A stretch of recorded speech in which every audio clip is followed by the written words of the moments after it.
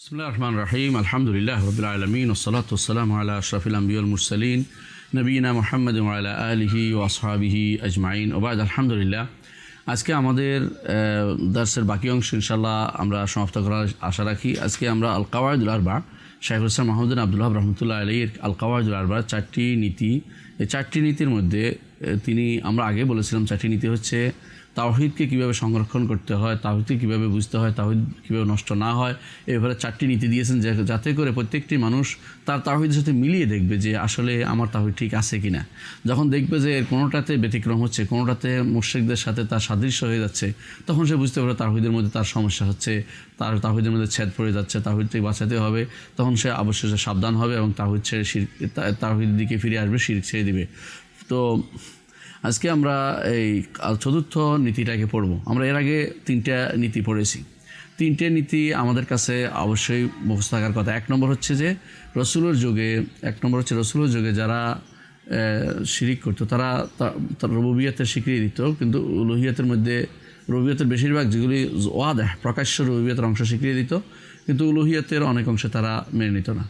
দ্বিতীয় হচ্ছে তাদের মধ্যে অনেকেই আবাদত বলতে যেটা বুঝাইতো, তারা নৈকট্য চাইতো, যে এর আল্লাহর নৈকট্য অর্জন করতে পারে, এবং তারা এই ওসিলা অর্জন চেষ্টা করতো, যে ওসিলা নেওয়ার জন্য তারা মাধ্যম ধরতো। অন্য কোনো উদ্দেশ্য তাদের ছিল না, সরাসরি তারা অনেক কিছুকে তারা সিজদা করতো না, মূল উদ্দেশ্য ছিল তাদের ওসিলা নেওয়া। 3 নম্বর ছিল যে আবাদত বিভিন্ন রকম তারা করতো, একজন এক এক রকম আবাদত করতো, কিন্তু রাসূলুল্লাহ সাল্লাল্লাহু আলাইহি ওয়াসাল্লাম সবার বিরুদ্ধে যুদ্ধ করেছেন। আর আজকে 4 নম্বর নীতিটা আমরা ইনশাআল্লাহ পড়ব, সেটা হচ্ছে যে আমাদের যুগে যে সমস্ত মানুষ শিরিক করছে, এরা রাসূলের যুগে যারা শিরিক করতো তাদের থেকে বেশি ভয়াবহ রূপে বেশি শিরিক করে। এর কারণ হচ্ছে আগে যারা শিরিক করতো তারা শুধুমাত্র প্রাচুর্য অবস্থায় শিরিক করতো, অর্থাৎ প্রাচুর্যের মধ্যে থাকলে শিরিক করতো, অর্থনৈতিক সলভেন্সি থাকলে শিরিক করতো, কিন্তু তারা যখন বিপদে পড়তো তখন একমাত্র আল্লাহকেই ডাকতো। কিন্তু আমাদের যুগে যারা আছে তারা প্রাচুর্য অবস্থা অথবা এই অসুখ অবস্থা অথবা ভালো মন্দ সর্বাবস্থায় তারা কিন্তু শিরিক করে যাচ্ছে। তো এখন আমরা শাইখুল ইসলাম মাহমুদ বিন আব্দুল ওয়াহাব প্রথমে দলিল দিয়েছেন রাহমাতুল্লাহি আলাইহি, তিনি দলিল দিচ্ছেন যে ওই সময়ে যারা রাসূলুল্লাহ সাল্লাল্লাহু আলাইহি ওয়াসাল্লামের যুগে যারা শিরিক করতো তারা যে প্রাচুর্য অবস্থায় শিরিক করতো, আর ইয়া অবস্থায় কঠিন অবস্থায় তারা তাওহীদ বজায় রাখতো, এ প্রমাণ তাওহীদ অর্থাৎ শিরিক করতো না, একমাত্র আল্লাহকেই ডাকতো একান্তভাবে। এটা প্রমাণ হিসেবে সূরা আনকাবুতের 65 নম্বর আয়াতটি উল্লেখ করেছেন। সূরা আনকাবুতের 65 নম্বর আয়াতে আসছে, ফাইজা রাকিবু ফিল ফুলকি দাউল্লাহ মুখলিসিন লাহুদ্দিন। যখন তারা অর্থাৎ মুশরিকরা যখন নৌকায় আরোহণ করে, দাউল্লাহ মুখলিসিন লাহুদ্দিন, আল্লাহকে তখন তারা ডাকে দিনকে খালেস করে। এর ব্যাখ্যা আমরা পরে করবো, আগে অর্থটা করে নিই। ফালাম্মা নাজ্জাহুম ইলাল বাররি ইযা হুম ইউশরিকুন, অতঃপর যখন আল্লাহ তাদেরকে নাজাত দেন, ডাঙ্গার দিকে নিয়ে যান, অর্থাৎ যখন যেহেতু আল্লাহকে খালেসভাবে ডাকছে, আল্লাহ কবুল করে তাদেরকে ডাঙ্গার দিয়ে নিয়ে গেছেন, ইযা হুম ইউশরিকুন, তখন তারা শিরিক করে বসে। আর শিরিক করে কীভাবে করে? তখন বিভিন্ন রকম অর্থাৎ দুইটা কাজ করে। একটা হচ্ছে যে তারা অস্বীকার করে যে আল্লাহকে ডাকছে, এক।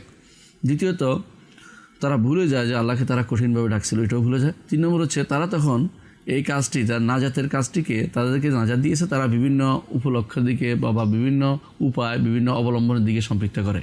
যে যেমন আমাকে মাজিম আল্লাহ ভালো ছিল, অথবা নদী ভালো হয়ে গেছিলো, অথবা বাতাস ভালো ছিল, অথবা আমাদের ইয়াটা ভালো ছিল, যন্ত্রটা ভালো ছিল, যন্ত্রটা অর্থাৎ আমাদের গাড়িটা খুব চৌকস ছিল, গাড়িটা শক্তিশালী ছিল, অথবা আমাদের নৌকার বিভিন্ন রকমের কথা যেটা দিয়ে তারা আল্লাহকে ডাকছে, যে এটা সম্পূর্ণ ভুলে যায় এবং তারা শিরিক আল্লাহর সাথে অন্য কাউকে শরিক করে বসে, যে আল্লাহ ছাড়া অন্য কেউ তাদেরকে বাঁচিয়েছে। এ হচ্ছে তাদের অবস্থা। তারা কি করতো তাহলে, যে যখন বিপদে পড়তো তখন একমাত্র আল্লাহকে ডাকতো, আর যখন ভালো অবস্থা থাকতো তখন আল্লাহর সাথে অন্য কাউকে শরিক করতো। এ ব্যাপারে আমরা আরও দেখেছি, ইতিপূর্বে আলোচনা করেছি। সূরা বনী ইসরাঈলের 67 নম্বর আয়াতে 67 নম্বর আয়াতে আল্লাহ তাআলা বলছেন, ওয়াইজা মাসসাকুমুদ দুররু ফিল বাহরি, সমুদ্রের মধ্যে যখন তোমাদেরকে ক্ষতি পেয়ে বসে, দল্লা মান তাদউনা ইল্লা ইয়া, একমাত্র তাকে নিয়ে যাদেরকে তোমরা ডাকতো ডাঙ্গাতে, তাদেরকে তোমরা ভুলে যেতে, তারা হারিয়ে যেত তোমাদের মুখ থেকে। তখন তোমাদের মুখে আর তখন লাত মানাত উজ্জার কথা আসে না, শুধু আল্লাহর কথাই আসে। এটা হচ্ছে ওই সময় রাসূলুল্লাহ সাল্লাল্লাহু আলাইহি ওয়াসাল্লামের যুগের মুশরিকদের কথা বলা হয়েছে। ফালাম্মা নাজ্জাকুম ইলাল বাররি আরাদতুম, অতঃপর যখন তোমাদেরকে ডাঙ্গাতে নিয়ে আল্লাহ তাআলা মুক্তি দেন তখন তোমরা মুখ ফিরিয়ে নাও। মুখ ফিরিয়ে নেওয়ার অর্থ এখানে অর্থ হচ্ছে যে তোমরা যে তাকে ডেকেছিলে এতে নদী সমুদ্রের মাঝখানে, এটা তোমরা ভুলে যাও এবং তাকে একমাত্র তাকে ডাকা ছেড়ে দিয়ে অন্যকে ডাকতে আরম্ভ করো, এর মাধ্যমে তোমরা শিরিক করো। তো আগের ওখানেও এরকম অর্থ হবে সূরা আনকাবুতের ওখানেও, যে তারা যখন আল্লাহ তাআলা যখন তোমাদেরকে ডাঙ্গায় নিয়ে তখন তারা শিরিক করো, অর্থাৎ তখন তোমরা অন্য কাউকে ডাকতে আরম্ভ করো। অন্যগুলির সাথে এটাও যোগ হবে, তারা ভুলে যায় অথবা তারা অন্যদিকে সম্পৃক্ত করে অথবা অন্যদেরকেও ডাকে, অত শিরিক তারা তাওহীদের উপর থাকে না, এটা হলো মূল কথা। তো এখানেও সূরা বনী ইসরাঈলে সেটা বলা হয়েছে যে তখন তারা আরাদতুম, তোমরা মুখ ফিরিয়ে নাও, অর্থাৎ তোমরা তাওহীদ থেকে মুখ ফিরিয়ে নাও এবং তাওহীদের কথা ভুলে যাও যা শিখেছিলে। ডাঙ্গা যখন সমুদ্রের মাঝখানে যে তাওহীদ ইখলাসের তাওহীদ ছিল তোমাদের চলে যায়, আর তোমরা একমাত্র আল্লাহ ছাড়া যার কোনো শরীক নেই তাকে ডাকা ছাড়া অন্যদেরকে ডাকতে আরম্ভ করো, সেদিকে নিজেদেরকে তোমরা প্রত্যাবর্তন করে নাও। মানুষের এরপর আল্লাহ তাআলা বলছেন ওয়াকানাল ইনসানু কাফুরা, মানুষের প্রকৃতি হচ্ছে যে মানুষ যে আল্লাহর নেয়ামতকে ভুলে যায় এবং আল্লাহ নানা নেয়ামতকে অস্বীকার করে। তবে মুষ্টিমেয় কিছু মানুষ ছাড়া সবাই এই কাজটি করে থাকে। মানুষ সাধারণত নেয়ামতকে ভুলে যায়, আল্লাহর নেয়ামত আরও বেশি ভুলে যায়। দুনিয়ার নেয়ামত অনেক সময় ভুলে না, যে দেখা হলে খোঁটা দিবে, দেখা হলে খারাপ কথা বলবে, দেখা হলে কি বলবে বা মনে করাই দিবে, কিন্তু আল্লাহ তাআলা তো মনে করাই দিচ্ছেন না, এই জন্য আল্লাহ তাআলার নেয়ামতকে তারা ভুলে যায়। এটা হলো মানুষের স্বভাব চরিত্র। তো অন্য আয়াতে আল্লাহ তাআলা বলছেন ওয়াইজা গাশিয়াহুম মাউজুন কাজ্জুলালি দাউল্লাহ মুখলিসিন লাহুদ্দিন, ঢেউ ঢেকে ফেলে কাজ্জুলালি যা ছায়ার মতো এসে তাদের উপর পড়ে, দাউল্লাহ মুখলিসিন লাহুদ্দিন, তখন তারা আল্লাহকে একমাত্র ডাকে, দিনকে আল্লাহ যেন খালেজ করে। কিন্তু যখন এরপরে সূরা লোকমানের 32 নম্বর আয়াতে আল্লাহ তাআলা বলছেন ফালাম্মা নাজ্জাহুম ইলাল বাররি, তখন শুধু আল্লাহকে ডাকছে, কিন্তু যখন তাদেরকে আল্লাহ তাআলা ডাঙ্গায় নিয়ে দেন ফামিনহুম মুকতাসিদ, তখন তাদের মধ্যে একদম মধ্যপন্থা, অর্থাৎ তারা তখন শিরকি লিপ্ত হয়, একান্ত খালেস আল্লাহর জন্য করে না। ওমা ইয়াজহাদু বিআয়াতিনা ইল্লা কুল্লু খাত্তারিন কাফুর, যারা আল্লাহ অহংকারী এবং যারা কাফুর বেশি অকৃতজ্ঞ, আল্লাহর নেয়ামতকে অস্বীকার করে, আল্লাহর তাওহীদকে অস্বীকার করে, ঈমানকে অস্বীকার করে, তারাই শুধুমাত্র আল্লাহর নির্দেশসমূহ অস্বীকার করে থাকে।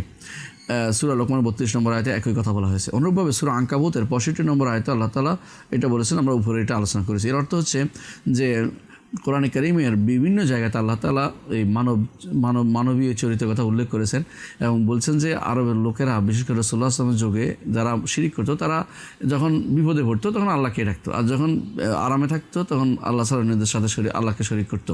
তো এইটা তাদের স্বাভাবিক চরিত্র ছিল। এখানে আমরা কয়েকটা হাদিসও দেখতে পাই। ইমরান ইবনে হুসাইন রাদিয়াল্লাহু আনহু বর্ণিত একটা হাদিসে আছে, ক্বালা নবী সাল্লাল্লাহু আলাইহি ওয়াসাল্লাম আবি, তিনি বলেন আমার পিতাকে অর্থাৎ হোসাইনকে নবী সাল্লাল্লাহু আলাইহি ওয়াসাল্লাম বলেছিলেন কাম তা'বুদুল ইয়াওমা ইলাহান হোসাইন, ইয়া হোসাইন, হ্যাঁ হোসাইন, অর্থাৎ ইমরানের পিতাকে রাসূলুল্লাহ সাল্লাল্লাহু আলাইহি ওয়াসাল্লাম ডেকে বলছিলেন কাম তা'বুদুল ইয়াওমা ইলাহান, আজকে তুমি কয়টার ইবাদত করো? ক্বালা আবি, আমার পিতা বললেন 7টা, সিত্তাতুন ফিল আরদি ওয়া ওয়াহিদাতুন ফিস সামা, জমিনে 6টা আর উপরে একটা। মানে উপরে আল্লাহ যে উপরে আছে, এটা ধরলে জাহিলি যুগের কাফেররা অস্বীকার করতো, এরপরে তার প্রমাণিত হলো। রাসূলুল্লাহ এটা অস্বীকার করেন নাই, রাসূলুল্লাহ বলেন স্বীকৃতি দিয়েছেন। দেখুন এই হাদিসটা আপনি দেখতে পাবেন তিরমিজিতে আছে, বাজ্জারে আছে, তবরানিতে আছে এবং দরা রুয়ানি। তিরমিজি বলছেন হাদিসটি সহিহ এবং হাদিসটি সহিহ, কোনো সন্দেহ নেই। তিনি বলছেন হাদিসুন হাসান, হাদিসটি হাসান গরীব, কোনো সন্দেহ না, হাদিসটি সহিহ। তো হাদিসটির অর্থ কি? তিনি বলছেন যে কয়টাকে তুমি ডাকো, কয়টার ইবাদত করো? কয় যে আমি 7টার ইবাদত করি। তো কয়টা জমিনে? 6টা জমিনে, একটা উপরে মানে আল্লাহ উপরে, এটা তো কাফেররা অস্বীকার করছে। তো রাসূলুল্লাহ সাল্লাল্লাহু আলাইহি ওয়াসাল্লাম কি বলতেছেন?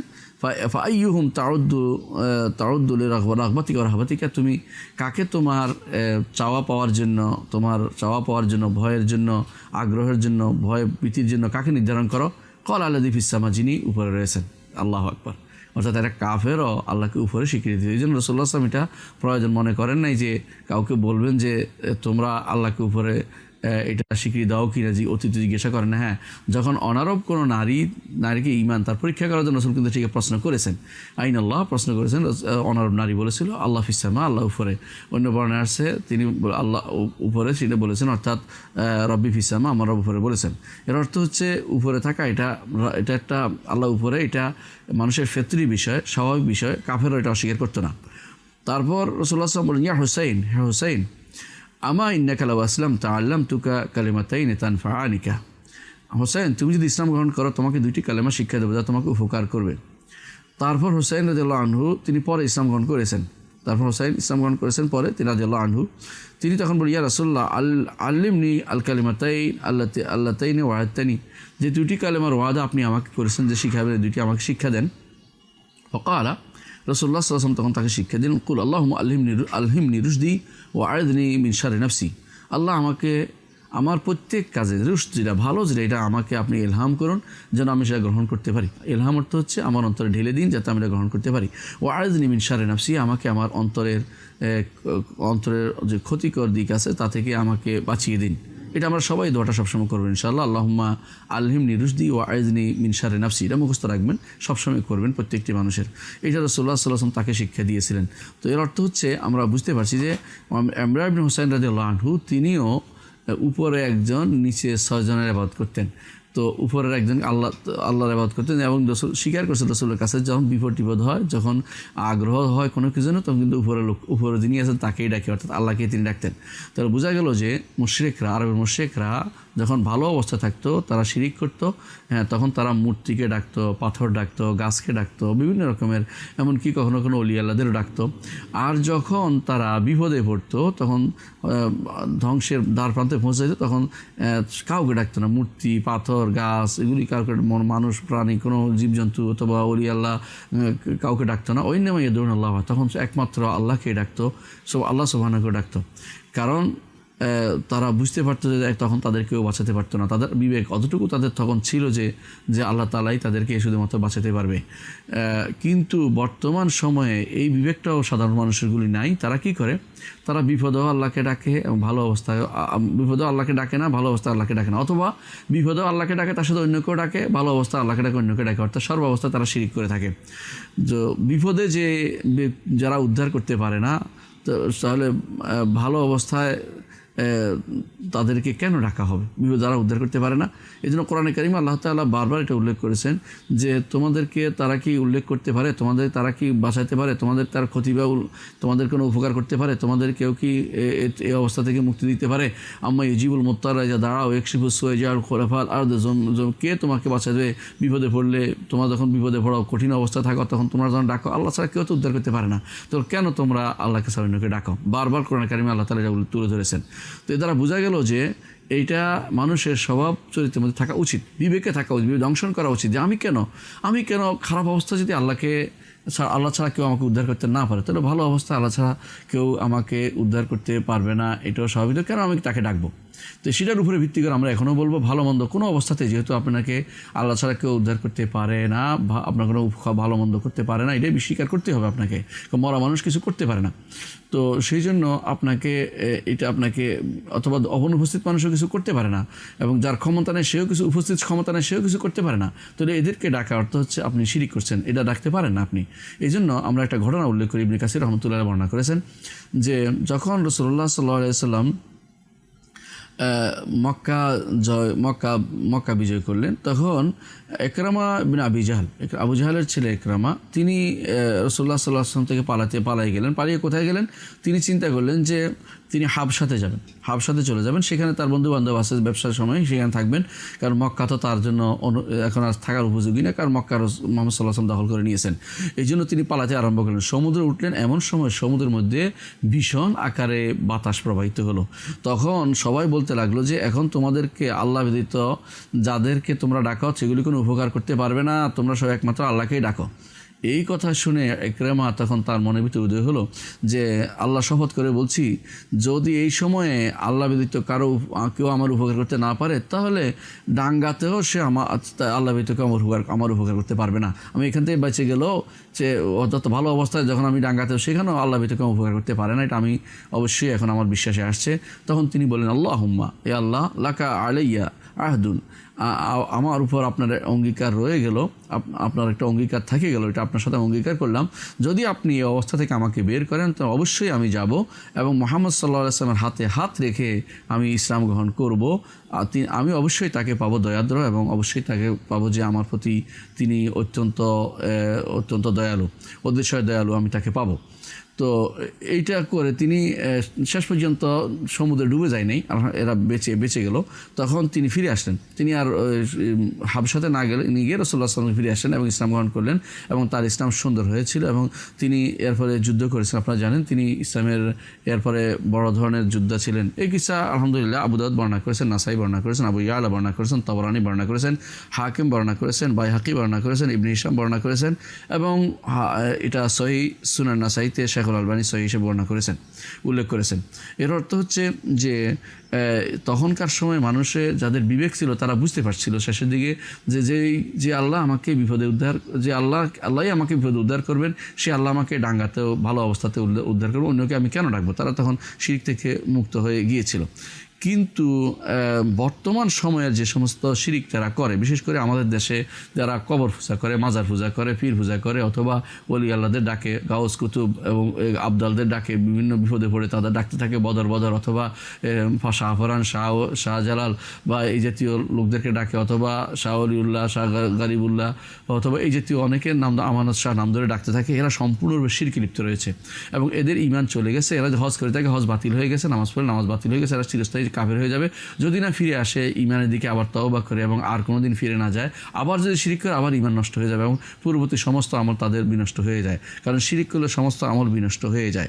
এই জন্য কিন্তু দেখা যাচ্ছে কিন্তু এই উম্মতের মধ্যে তারা বিপদে পড়লেও তারা শিরিক করে, তারা ভালো অবস্থা থাকলেও শিরিক করে, সর্ব অবস্থায় তারা শিরিক করছে।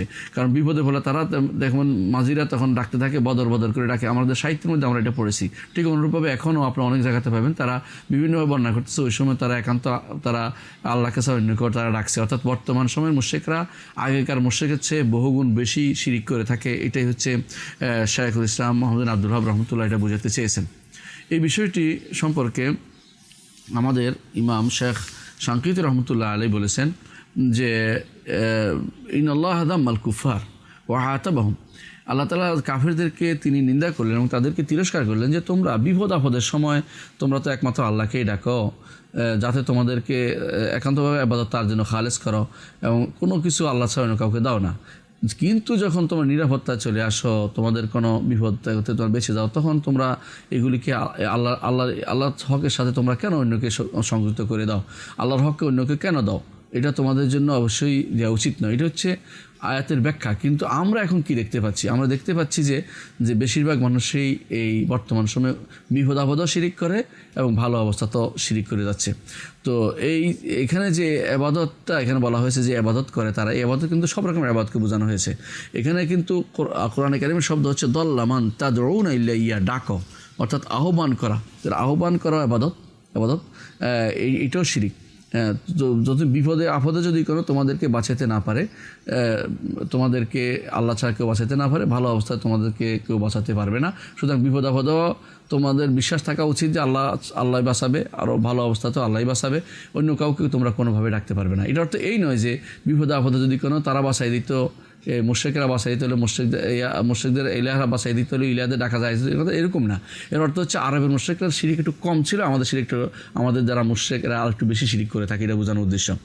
তো কোরআনে কারিমে আল্লাহ তাআলা উল্লেখ করেছেন যে বিপদে আপদে সাধারণত এরা আল্লাহর কথা বেশি স্মরণ করে। এইটা কোরআন কারিমে আল্লাহ তাআলা সূরা নামলের 59 নম্বর থেকে 62 নম্বর আয়াতে আল্লাহ তাআলা উল্লেখ করেছেন যে এরা তখনকার সময় আরবের মুশরিকরা বিপদে আপদে এবং বিভিন্ন তাওহীদুর রুবুবিয়্যাতের বিভিন্ন অংশে কিন্তু শিরিক করতে তারা রাজি হতো না এবং তারা বলতো না এগুলি তো আল্লাহই। এই জন্য কোরআনে কারিমে আল্লাহ তাআলা বলছেন আল্লাহু খায়রুন আম্মা ইউশরিকুন, আল্লাহই কি উত্তম নাকি তোমরা যাদের শিরিক করছো তারা উত্তম? নিঃসন্দেহে আল্লাহ তাআলাই উত্তম। আম্মান খালাকাস সামাওয়াতি ওয়াল আরদা ওয়া আনজালা লাকুম মিনাস সামাই মাআন ফাআনবাতনা বিহি হাদাইকা যাতা বাহজা মা কানা লাকুম আন তুনবিতু শাজারাহা, যে আল্লাহ আসমান এবং জমিন সৃষ্টি করেছেন এবং তোমাদের জন্য আসমান থেকে পানি বাড়ি বর্ষণ করেছেন, তোমাদের জন্য বাগানের ব্যবস্থাপনা করেছেন, যে বাগান চিত্তাকর্ষক বাগান, তোমরা এগুলির গাছ কোনো উৎপন্ন করতে সক্ষম হতে না, তিনি ব্যবস্থাপনা করে দেন সেটার। এই আল্লাহ তিনি হচ্ছেন ইলাহ, তার সাথে কি অন্য কোনো ইলাহ থাকতে পারে? আর কারো ইবাদত কেন তোমরা করো? বল হুম কওমুন ইয়াদিলুন, কিন্তু এরা আল্লাহর সাথে অন্য কাউকে কাউকে শিরিক করে যাচ্ছে। তারপর আল্লাহ তাআলা বলছেন আম্মান জাআল আরদা কারারান, জমিন কি তিনি স্থির করেছেন? জমিন অস্থির হলে আপনি কিন্তু থাকতে পারতেন না, বাড়িঘর ভেঙে যেত, আপনার প্রতিদিন কোনোদিন ঘুমাইতে পারতেন না। আল্লাহ তাআলা জমিনকে সুস্থির করে দিয়েছেন। ওয়া জাআলা খিলালাহা আনহারা, জমিনের মধ্যে আবার নাহার ব্যবস্থা করেছেন। নাহার না থাকলে মানুষ মরে যেত এবং মরুভূমি হয়ে যেত। আর নাহারগুলো হচ্ছে জমিনের জন্য প্রাণস্বরূপ এবং মানুষের জন্য জীবিকার জন্য বড় ধরনের উপকরণ স্বরূপ সেই ব্যবস্থাপনা আল্লাহ করে দিয়েছেন। ও জাআলাহা রাওয়াসিয়া, আর পাহাড় দিয়েছেন কেন? আনতামিদা বিকুম, অন্য আয়াতে আল্লাহ বলেছেন যাতে করে পাহাড় দেওয়ার কারণে ভারসাম্য রক্ষা হচ্ছে, যেন পাহাড় যদি সব কেটে ফেলা হয় জমিনের ভারসাম্য থাকবে না। এই ভারসাম্য রেখার জন্য আল্লাহ তাআলা পাহাড়ের ব্যবস্থাপনা করে দিয়েছেন। ও জাআলা বাইনাল বাহরাইনি হাজিজা, দুইটা সমুদ্রের মাঝখানে পর্দার ব্যবস্থা করেছেন, একটা লবণাক্ত সমুদ্র, একটা মিষ্টি সমুদ্র, দুই ব্যবস্থা করেছেন। আবার কোথাও করেছেন সাদা পানির, একটা কোথাও করেছেন ঘোলাটে পানির, এই ব্যবস্থাপনা হাজিজা পাহাড় আলাদা করে উভয় থেকে ভিন্ন ভিন্ন জিনিস মানুষ উপকৃত হচ্ছে। যিনি এই কাজটা করেছেন মহান রব্বুল আলামিন, এটা তার বিরাট শৈল্পিক প্রমাণ, যে আমার শৈল্পিক কুশলতার প্রমাণ। রব্বুল আলামিন তিনিই তো শুধুমাত্র মাবুদ, অন্য কাউকে তোমরা কীভাবে ডাকো? আল্লাহ তাআলা বলছেন ইলাহুম্মা আল্লাহ, তিনি হয়তো আর কেউ তোমাদের মাবুদ কীভাবে হতে পারে? বল আকসারুহুম লা ইয়ালামুন, অধিকাংশই তারা জানে না যে রব্বুল আলামিন এটা করেছেন, অথবা জানে না যে তারা শিরিক করলে আল্লাহ তাআলার শাস্তি কতটুকু তাদের জন্য অপেক্ষা করছে। এরপর আল্লাহ তাআলা বলছেন আম্মা ইউজিবুল মুত্তাররা ইযা দাআহু ওয়ায়াকশিফুস সূ, নাকি তোমাদের ডাকে সাড়া দেয় যখন তাকে ডাকে কেউ বিপদে পড়ে, যখন ডাকে কেউ তাকে কে সাড়া দেয়? কেউ সাড়া দেন, একমাত্র আল্লাহ সাড়া দেন। ওয়ায়াকশিফুস সূ, তোমাদের খারাপ অবস্থা তোমাদেরকে মুক্তি কে দিতে পারেন? অর্থাৎ আল্লাহ তাআলা আমাদেরকে এই আয়াতগুলোতে বুঝিয়ে দিলেন যে তোমাদের কত নেয়ামত আমরা দিচ্ছি, একটু চিন্তা করো, আল্লাহ ছাড়া কাউকে ডেকো না। তারপর শেষে বলছেন এটা যে যেমন ন্যায়ামত দিচ্ছেন, বিপদ থেকেও তোমাদেরকে উদ্ধার করছেন, অর্থাৎ ন্যাকমত থেকে তোমাদেরকে বাঁচিয়ে দিচ্ছেন। ন্যায়ামত থেকেও উদ্ধার করছেন, ন্যাকমত থেকে তোমাদেরকে বাঁচিয়ে দিচ্ছেন। সুতরাং একমাত্র তারই ইবাদত করা উচিত, তার সাথে কাউকে শরীক করা তোমাদের উচিত নয়। এটা হচ্ছে আল্লাহ রাব্বুল আলামিনের মহত্ব এবং আজমত এবং কিবরিয়া এবং জাবারুত, এটাকে আমাদের স্মরণ করে দিচ্ছেন আল্লাহ তাআলা, যাতে করে আমরা বুঝতে পারি যে একমাত্র আল্লাহর ইবাদত করা উচিত। তো এই কিতাব এই অংশ আয়াতগুলো থেকে এবং এই শাইখুল ইসলামের এই নীতি থেকে আমরা বুঝতে পারলাম যে আগেকার লোকেরা যারা কিছু নেককার বান্দার ইবাদত করতো, ফেরেশতা, নবী, ওলি অথবা পাথর, গাছ, এগুলো ইবাদত করতো, এরা ইবাদত করতো। কিন্তু বর্তমান সময়ে যারা মুশরিক, এরা সবচেয়ে আরও খারাপ দিকের ইবাদত করে। অর্থাৎ দুইটা জিনিস উল্লেখ করেছেন শাইখুল ইসলাম। এক জায়গায় উল্লেখ করেছেন যে আগেকার যারা ইবাদত করতো তারা বিপদে পড়ে ইবাদত করতো, বিপদকে একমাত্র আল্লাহ ইবাদত করতো, আর ভালো অবস্থা থাকলে তারা শিরক করতো। এইটা এক দিক। আরেক দিক হচ্ছে আগেকার লোকেরা ভালো লোকদের শুধুমাত্র ইবাদত করতো, অর্থাৎ তারা নিশ্চয় ভালো করে জানতো যে অমুক ভালো ছিল, তওবা করছে, নেককার হয়েছে, আল্লাহর ওলি ছিল, ইত্যাদি ইত্যাদি। বর্তমান সময়ে তারা ইবাদত করছে এমন লোকদের যারা আফজারু খালকিল্লাহ, আল্লাহর সৃষ্টির মধ্যে সবচেয়ে নিকৃষ্ট খারাপ লোক, মুশরিক বলে বিবেচিত, এদেরকে ডাকছে এবং তারা শিরিকের আখড়া তৈরি করে গেছে, নিজেও করে গেছে, অন্যদেরকেও সেটা আহ্বান করে গেছে, অথবা নিজেরা এমন সব আকীদা বিশ্বাস নিয়ে আসে যেগুলো শুধুমাত্র শিরকি আকীদা বিশ্বাস, যেগুলো ঈমান একেবারেই চলে যায়। যেমন ইবনে আরবিকে ডাকে, অথবা কেউ ইবনে হুদ, তিলমিসানি, এই জাতীয় লোকদেরকে যারা ডেকে, অথবা অনেকেই ডাকছে, অনেকেই এই জাতীয় যারা মোল্লাকে ডাকছে, অথবা এই জাতীয় যাদেরকে ডাকছে, এরা সবাই কিন্তু শিরকে মানে অনেকেই খারাপ লোক ছিল, এই শিরকে লিপ্ত ছিল অনেকেই।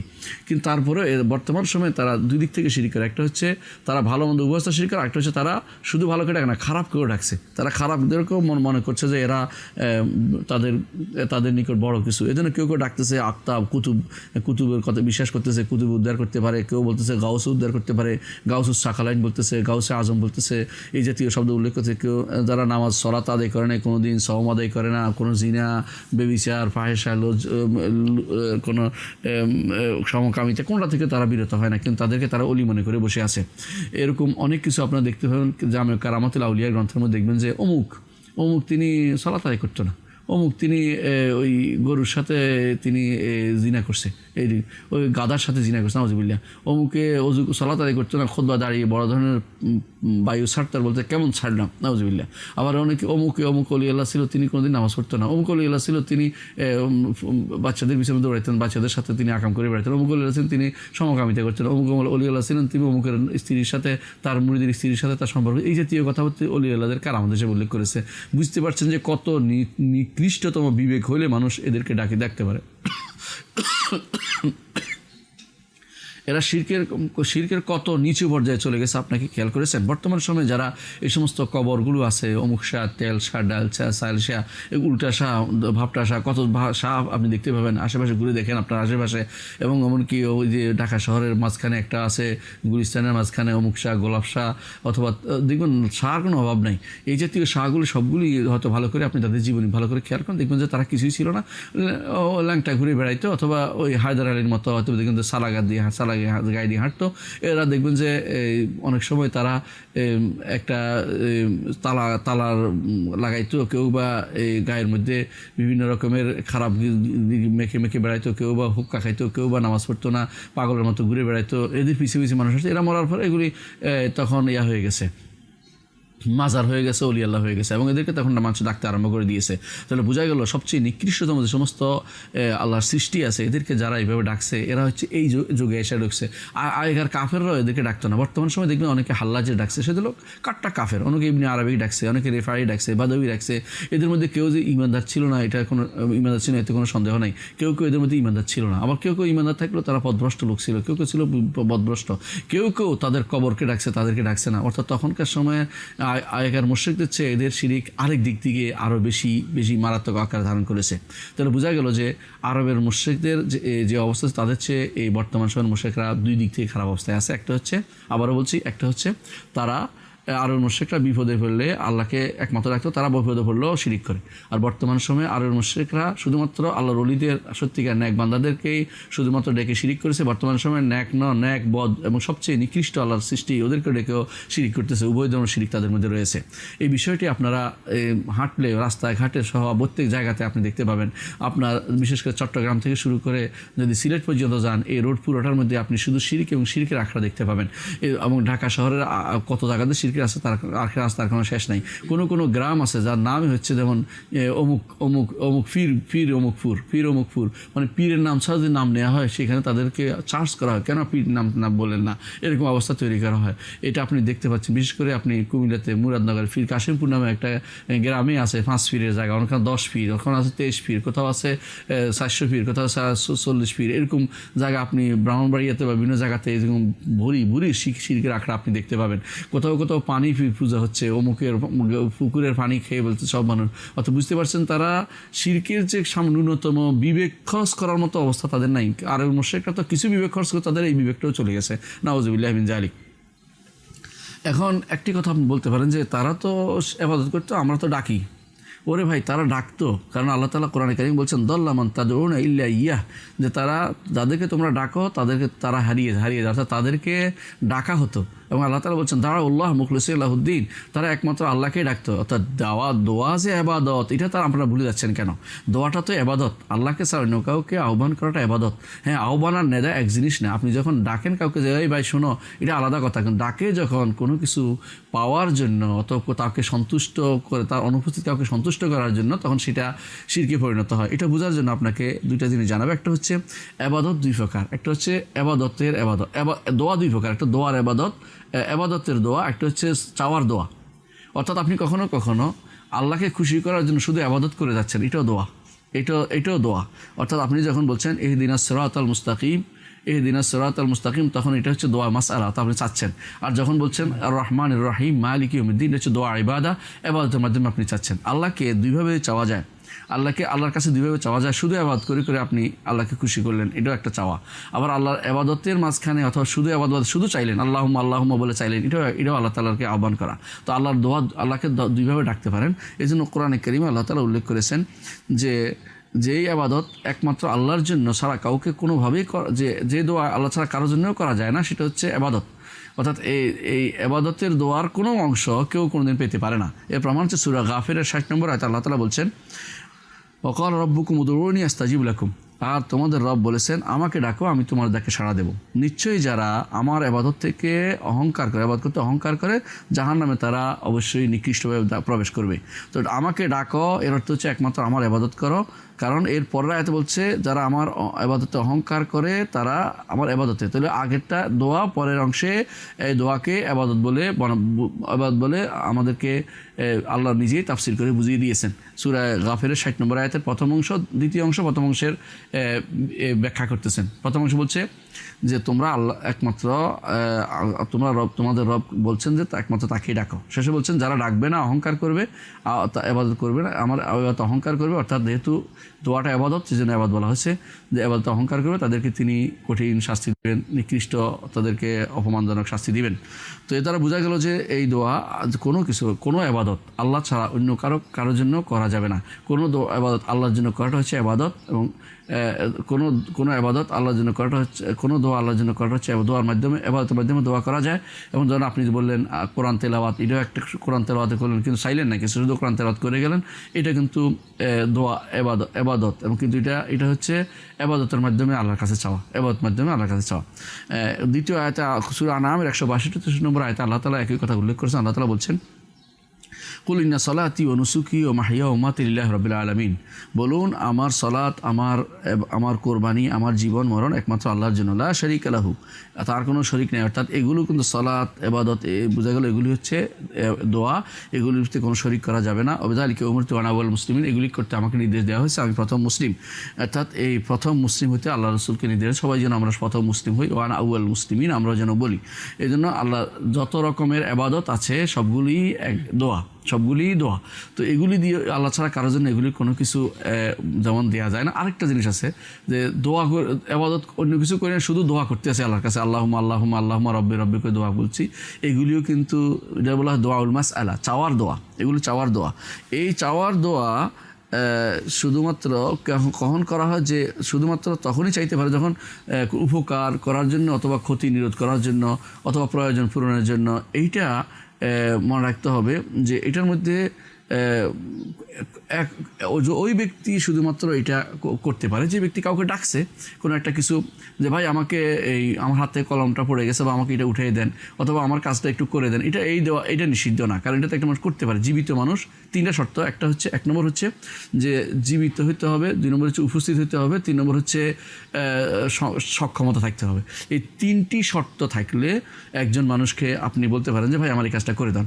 এর বাইরে আপনি যদি কোনো ধরেন আর কিছু অবস্থা আছে যে অবস্থায় ডাকলে আপনি মুশরিক হয়ে যাবেন। যেমন কি, কেউ যদি কোনো এমন কাউকে ডাকলো, এমন সৃষ্টিকে ডাকলো যে যিনি এটা করতে সক্ষম না। যেমন আপনার সামনে একজন হুজুর দাঁড়িয়েছে, উপস্থিত আছে, এবং তিনি জীবিত, কিন্তু তিনি বললেন যে আমার সন্তান দেন, তাহলে সেই ব্যক্তি মুশরিক হয়ে গেল সঙ্গে সঙ্গে। সন্তানের মালিক তো আল্লাহ তাআলা। অথবা আমাকে বিপদ থেকে বাঁচিয়ে দেন, সে ব্যক্তি, অথবা আমাকে অসুখ থেকে মুক্তি দিয়ে দেন, সে ব্যক্তি মুশরিক হয়ে যাবে। কারণ সে ব্যক্তি অসুখ থেকে মুক্তি দিতে পারে না, মুক্তি দিবে একমাত্র আল্লাহ তাআলাই মুক্তি দিবেন। দ্বিতীয়ত, যদি কেউ অনুপস্থিত ব্যক্তিকে কেউ যদি কোনো ডাকে, এই জন্য ডাকছে যে সেই জন্য তাকে কোনো একটা কিছু দেয়, যেটা জীবিত মানুষ করতে পারে, উপস্থিত মানুষ করতে পারে, কিন্তু সে নাই, এমন কিছু করলেও শিরিক হয়ে যাবে। যেমন ধরেন আপনার যদি পীর সাহেব থাকে, যদি তিনি চরমনায় থাকে বা শশিনে থাকে, আপনি বললেন যে এখান থেকে চিৎকার করে বললেন যে পীর সাহেব আমাকে 10টা টাকা দেন। 10 টাকা দিতে পারে একজন মানুষ, কিন্তু যেহেতু আপনি এভাবে দাবি করছেন যে তিনি অনুপস্থিত এবং তিনি এখানে নাই, সেই জন্য আপনার এটাও শিরিক হয়ে যাবে। আর 3 নম্বর হচ্ছে তিনি করতে সক্ষম না, অনুপস্থিত করতে সক্ষম না, এবং তিনি অনুপস্থিত অথবা উপস্থিত কিন্তু করতে সক্ষম না, তাহলে কিন্তু সেটাও শিরিক হয়ে যাবে। অর্থাৎ 3ভাবে আবার শিরিক হবে। যদি তিনি সক্ষম না হন, যদি তিনি মৃত হন, যদি তিনি উপস্থিত না হন, 2ভাবেই শিরিক হয়ে, 3ভাবে শিরিক হয়ে যায়। হ্যাঁ, যদি কেউ সক্ষম হয়, জীবিত হয় এবং উপস্থিত থাকে, তাহলে শিরিক হবে না। যেমন আপনি বলতে পারেন যে আমাকে এক গ্লাস পানি খাওয়া, আমাকে একটু খাবার দাও, একজন মানুষকে বলতে পারেন, এটা শিরিক হবে না। অনুরূপভাবে রাসূলুল্লাহ সাল্লাল্লাহু আলাইহি ওয়াসাল্লাম উল্লেখ করেছেন যে যখন শব্দ শুনতে পেলেন, যখন আমাদের মা হাজার তিনি শব্দ শুনতে পেলেন, তখন তিনি বলে আগেসরিন কানা ইনদাকা গাওয়াস, আসমা তুমি আমাকে শুনিয়েছ, তুমি আছো কে, তুমি এখানে আমার সামনে আছো, তুমি আমাকে কোনো পানির ব্যবস্থা করতে পারো কিনা, আমার ছেলেটা মরে যাচ্ছে। যেটা বলতে জায়েজ কেন, তিনি তাকে শব্দ শুনতে পেয়েছেন, তার আওয়াজ শুনতে পেয়েছেন, তখন তিনি সেজন্য তাকে বলেছেন। এর অর্থ হচ্ছে তিনি যেহেতু উপস্থিত আছেন সেজন্য তাকে বলেছেন। এর বাইরে যদি কেউ অনুপস্থিত থাকে, অথবা অক্ষম থাকে, অথবা তিনি মৃত থাকে, তো তাকে ডাকলে শিরিক হয়ে যাবে। এই তিনটা যে কোনো একটা করলে শিরিক মুশরিক হয়ে যাবে। কিন্তু এই তিনটা যদি কোনো কারো উপস্থিত থাকে, সক্ষম থাকে এবং জীবিত থাকে, তাহলে শিরিক হবে না। যেমন রাসূলুল্লাহ সাল্লাল্লাহু আলাইহি ওয়াসাল্লাম বলেছেন, মান ইস্তাআযা বিল্লাহি ফাআরিদু, কেউ তোমার কাছে আশ্রয় চায় তাকে আশ্রয় দিবা, কেউ তোমার কাছে আল্লাহর জন্য চাইলে তাকে দান করবা, কেউ তোমার কাছে তোমাকে ডাকলে তার ডাকে সাড়া দিবা, কেউ তোমার কাছে ভালো কিছু করলে তারকে তুমি সেটাকে প্রতিদান দেওয়ার চেষ্টা করো। যদি কিছু না পাও তাহলে তার জন্য দোয়া করো, যাতে করে মনে হয় যেন তাকে অন্তত কিছুটা তুমি প্রতিদান দিতে পেরেছ। এই হাদিসটি আবু দাউদ বর্ণনা করেছেন, নাসাই বর্ণনা করেছেন এবং আহমদ বর্ণনা করেছেন, বুখারী বর্ণনা করেছেন তার আদবুল মুফরাদে, তায়ালসি, ইবনে হিব্বান, হাকিম, আবু নুআইম, বাইহাকি, খুদাই সবাই হাদিসটি বর্ণনা করেছেন। হাদিসটি সহিহ হাদিস। শাইখুল আলবানী হাদিসটি সিলসিলা সহিহ বলেছেন। তাহলে বোঝা গেল যে যখন সক্ষমতা থাকবে, যখন উপস্থিত থাকবে, জীবিত থাকবে, 3 শর্ত মানলে তখন সেটা ডাকা যাবে, তাকে কিছু বলা যাবে, কোনো সমস্যা নেই। কিন্তু বাকি 3 অবস্থায় যখন অক্ষম হবে তাকে ডাকলে শিরিক হবে, যখন অনুপস্থিত হবে তখন ডাকলে শিরিক হবে।